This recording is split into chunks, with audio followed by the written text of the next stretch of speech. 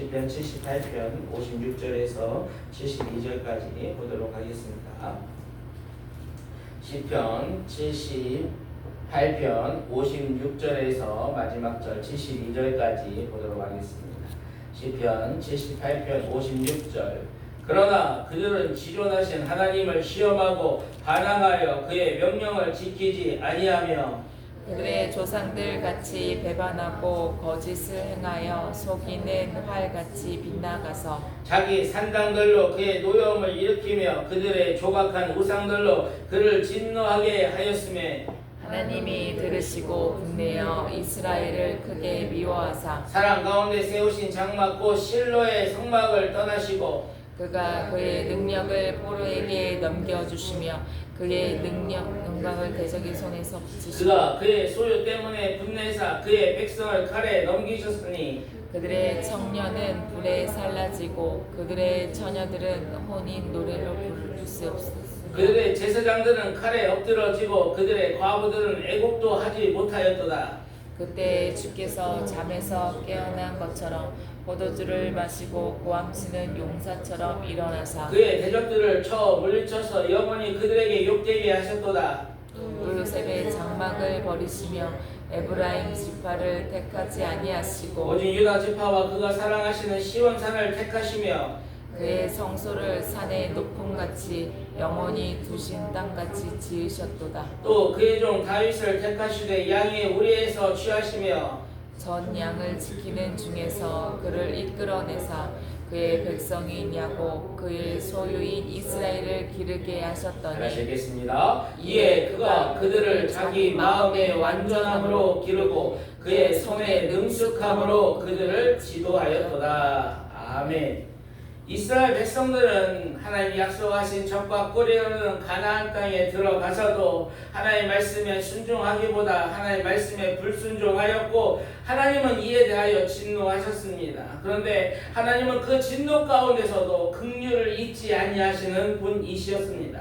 56절에 그러나 그들은 지존하신 하나님을 시험하고 반항하여 그의 명령을 지키지 아니하며 여기서 지존하시는 가장 높이 계신 하나님을 얘기하는 것입니다. 그런데 이스라엘 백성들은 그 지극히 높으신 그 하나님의 말씀을 그 하나님의 명령을 거절하고 반역하였습니다. 또 여기서 시험했다는 것은 하나님이 다스리시고 하나님이 주관하시는 온 세계의 만왕의 왕 되심을 그들이 인정하지 않고 하나님의 명령을 무시했으며 자기가 삶의 왕이 되고 자기 삶의 주인이 되어 자기가 하고 싶은 대로 자기의 뜻대로 살아갔다는 것입니다.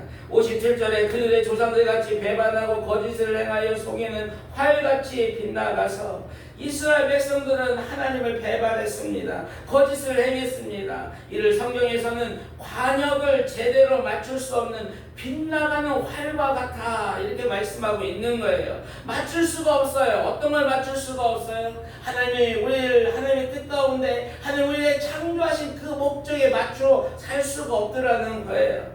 여러분 그들은 하나님의 창조하신 목적과 그 삶을 살지 못함으로 말미암아 결국은 심판받고 멸망받을 수밖에 없었습니다. 그리고 결국 이 모든 것들은 우상 숭배로 이어짐을 알 수가 있습니다. 58절에 자기 산당들로 그의 노여움을 일으키며 그의 조각한 우상들로 그를 진노하게 하였으며 하나님을 위한 것이 아니라 자기 자신을 위한 산당을 세우고 그러므로 하나님은 노여워하셨다는 거예요. 자기 만족을 위하여 우상을 만들고 그것들을 자기의 만족함으로 즐거움으로 삼았다는 거예요. 그래서 하나님은 진노하셨습니다. 이는 10계명 중에 가장 첫 번째 계명을 어긴 것이요 하나님과 약속하신 그 언약을 깨뜨려 버린 것이었습니다. 59절에 하나님이 들으시고 분내어 이스라엘을 크게 미워하사 여기서 하나님이 크게 미워했다는 거 왜 미워했다는 거예요?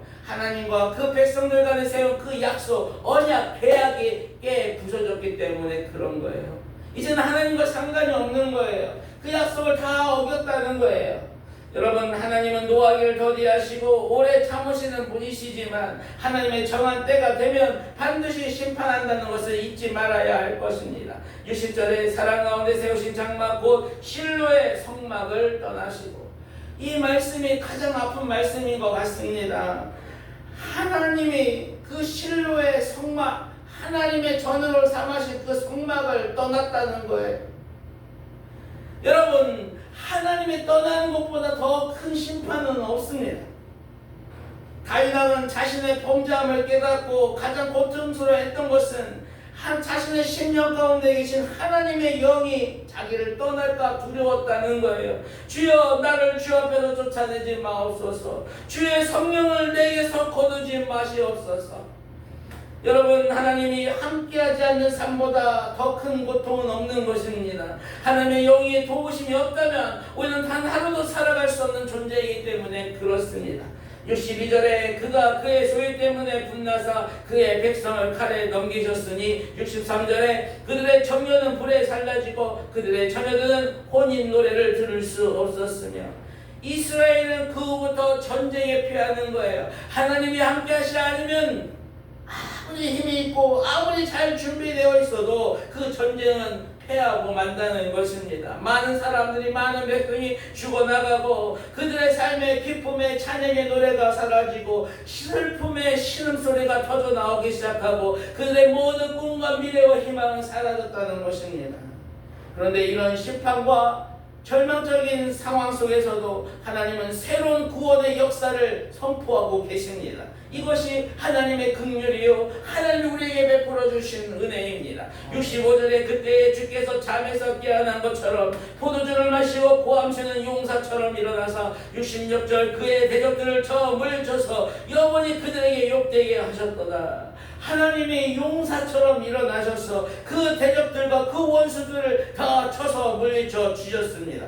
68절에 오직 유다 지파와 그가 사랑하시는 시온산을 택하시며, 하나님은 새롭게 그 사랑하시는 하나님의 산, 하나님의 인재가 있는 시온산을 새롭게 다시 선택하셨습니다.